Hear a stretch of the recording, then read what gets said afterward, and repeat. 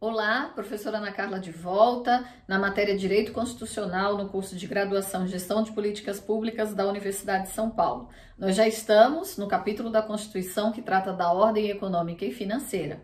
Para a gente falar desse assunto, a gente tem de lembrar algumas coisas que a gente já viu. A principal delas, o modelo federativo do Brasil, composto pela União, Estados, Distrito Federal e municípios. Quando a gente estudou esse tema, a gente falou das competências legislativas exclusivas de cada um deles para instituir os seus tributos.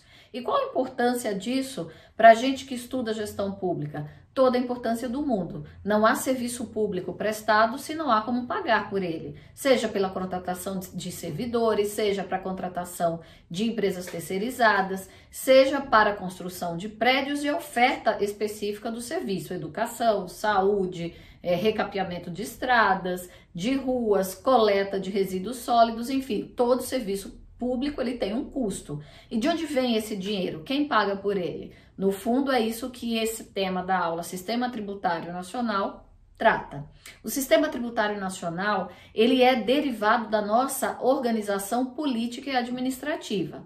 Dentro desse conceito, a gente vincula todo o conhecimento que a gente já adquiriu lá no Estado Federativo, na organização dos poderes e na organização da administração pública. Quando a gente estuda Sistema Tributário Nacional, basicamente a gente trata de 4 grandes temas. O primeiro é a organização política administrativa, o segundo é o conceito de tributo, o terceiro as espécies de tributos e os tributos diretos e indiretos, e o quarto e último tema, competência tributária. Dentro da organização política e administrativa, a gente já sabe que o Brasil tem a forma republicana de governo e é baseada na tripartição dos poderes, poder legislativo, poder executivo e poder judiciário. Além disso, a gente tem um sistema presidencialista de governo, não é parlamentar, é presidencialista. E a forma federativa, com uma administração descentralizada, dividida entre União, Estados, Distrito Federal e municípios. O conceito de tributo, a gente quando busca esse conceito, existe na doutrina, nos livros de direito tributário, vários e vários capítulos falando sobre o conceito de tributo. Quando a gente trata do conceito de tributo, o primeiro lugar que a gente tem de ir é no CTN, Código Tributário Nacional. É uma lei antiga, é uma lei de 1966, foi um avanço para a época, ainda está vigente, e a gente hoje em dia vive há algumas décadas nessa luta da chamada reforma tributária, que deveria ser aprovada uma nova lei complementar em substituição ao Código Tributário Nacional. Enquanto essa lei não vem, o que temos é o próprio Código Tributário Nacional. No seu artigo 3º, ele coloca a definição de tributo para a gente. E que definição é essa? Vamos lá? Tributo é toda prestação pecuniária compulsória em moeda ou cujo valor nela se possa exprimir, que não constitua sanção de ato ilícito, instituída em lei e cobrada mediante atividade administrativa plenamente vinculada. Comprido, cheio de palavras estranhas. Então vamos desmembrar esse conceito. O que é que significa cada uma dessas partes do conceito? Dentro do conceito de tributo, chama atenção algumas palavras. Prestação pecuniária. O que é prestação pecuniária? Moeda corrente nacional ou em algo que nela possa se exprimir, como, por exemplo, títulos da dívida pública. São formas em que você pode pagar os seus tributos. Você não paga tributo entregando coisas, você não paga tributo prestando serviço, você paga tributo através de uma contraprestação em moeda corrente nacional ou em algo que possa ser equivalente a ela, como eu disse, títulos da dívida pública. Ela é compulsória. O que é uma prestação compulsória? Ela é obrigatória. Ninguém pode se negar a pagar tributo. Se o fizer e o tributo for devido, vai ser processado e executado pelo Estado. Além disso, o tributo não é decorrente de sanção. Não se confunde tributo com multa. Multa não é tributo. Mesmo a multa que incide no atraso do tributo não é tributo. Multa tem um caráter indenizatório, compensatório do atraso no pagamento. Mas o tributo em si é uma contraprestação que não representa punição, não representa sanção, é dever cívico. Ela tem que ser instituída em lei. E quando eu falo instituída em lei, é lei em sentido estrito. Não pode ser portaria, resolução, decreto, isso não pode instituir tributo. No máximo, isso regulamenta a forma de cobrar, a forma de cobrança, mas não criar tributo. Além disso, a atividade administrativa deve ser vinculada à lei, ou seja, é uma decorrência do princípio da legalidade. Não há tributo se não houver lei prévia que o instituiu, e não se pode cobrar tributo se não tiver uma lei prévia que estabeleceu a forma da cobrança. Os tributos, eles se dividem em algumas espécies. Uma das espécies é tributo não vinculado, ou seja, ele é recolhido para os cofres do Estado e ele não está vinculado a uma contraprestação específica. É para que entre naquele grande caixa das grandes despesas públicas sem um fim determinado, sem um local, sem um gasto certo. Ele não é carimbado a nenhuma atividade propriamente dita. Que tributo é esse que vem com essa característica de ser não vinculado? Os impostos. Todo imposto, ele é não vinculado. Mas também há tributos vinculados, ou seja, ele só pode ser cobrado mediante uma contraprestação específica do Estado, um motivo específico, e ele tem um destino específico. Quais são? As taxas e as contribuições de melhoria. Exemplo de taxa: você vai abrir um estabelecimento e você precisa de alvará para abrir esse estabelecimento. Para que seja emitido esse alvará, você precisa pagar a taxa. E essa taxa vai gerar um serviço, que é uma vistoria, para que diga, olha, está apto a iniciar a atividade econômica ou o serviço que ele quer prestar. Existem também os chamados tributos mistos, que são as contribuições especiais, tá? Dentro dos vinculados, além das taxas, tem as contribuições de melhoria. Contribuição de melhoria, você pode cobrar, o gestor pode cobrar, quando ele faz, por exemplo, uma grande obra que beneficia todo um bairro. Ele pode pegar o custo daquela obra, dividir pelo metro quadrado, um exemplo que seja recapeamento, dividir pelo metro quadrado que ele recapeou ou melhorou, e ao final ele pode, mediante contribuição de melhoria, cobrar do cidadão a melhoria no bairro. A abertura de um metrô é uma situação em que há um aumento no preço dos imóveis, uma melhoria no bairro. Enfim, é muito raro os gestores fazerem isso, fazerem esse rateio, é um tipo de rateio da obra que melhorou o seu bairro. É muito difícil porque não é algo muito popular, né? Dificilmente um político que faz isso fica muito apreciado pela população, mas é uma possibilidade que está lá no Código Tributário.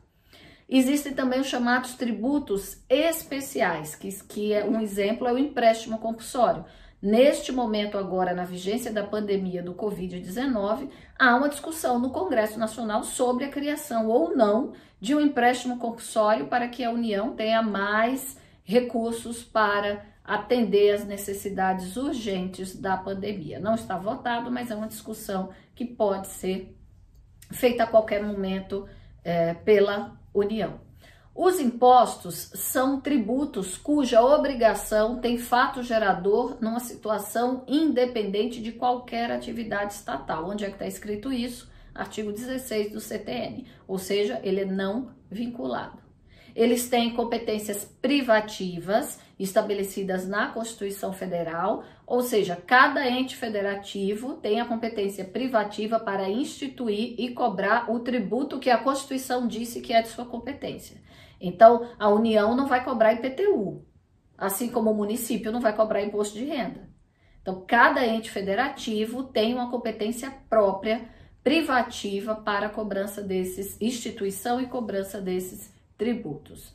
Essa ideia de que o tributo é não vinculado gera a ideia maior de que ele serve para despesas gerais. Próximo tributo, taxas. As taxas são então vinculadas a uma atividade estatal, ao exercício regular do poder de polícia administrativa e pela efetiva utilização de um serviço público específico, divisível, prestado ou posto à disposição do contribuinte. Quem dá essa definição? Artigos 67, 77 e 78 do Código Tributário Nacional. O que é que a gente tem de pensar? Que a taxa, ela precede a necessidade de um serviço público, seja o licenciamento, seja uma atividade, por exemplo, de iluminação, né? A gente tem, por exemplo, a taxa que foi instituída pela iluminação, ela foi considerada inconstitucional pelo Congresso Nacional, porque o Código Tributário Nacional, ele falava em atividade de serviço público prestado, posto à disposição do contribuinte, específico e divisível. Como é que eu divido quanto que você usou da iluminação pública e quanto eu usei da iluminação pública? Então, essa taxa, ela foi criada há uns anos e ela foi considerada inconstitucional. Mas teve uma outra taxa que foi criada e esta não foi considerada inconstitucional, porque você tem como mensurar, você tem como dividir, que é o caso da taxa de coleta de lixo. Tem como saber que uma residência produz muito menos lixo do que um restaurante, por exemplo. Que uma residência produz muito menos lixo do que um supermercado, por exemplo. Então, você tem como quantificar e você pode ter faixas de pagamento diferenciados de acordo com o uso do serviço público, que é pago pela prefeitura. Além disso, você tem aquelas taxas para analisar segurança, higiene, ordem, costume, que são as taxas normalmente cobradas pelas prefeituras, pelos serviços prestados. O alvará de funcionamento é só um deles. Uma característica importante da taxa é que nunca pode se criar uma taxa com o mesmo fato gerador ou a base de cálculo de um imposto.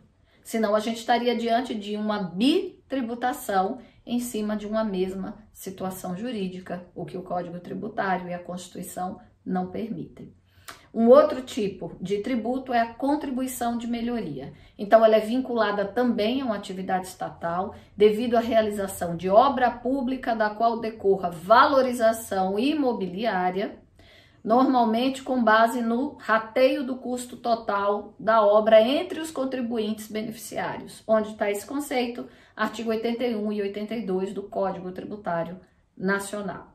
Na prática, raramente a gente vai ver um gestor instituindo esse tributo. As contribuições especiais são espécies de tributos que englobam as contribuições sociais, as contribuições de intervenção no domínio econômico e as contribuições de interesse de categorias profissionais.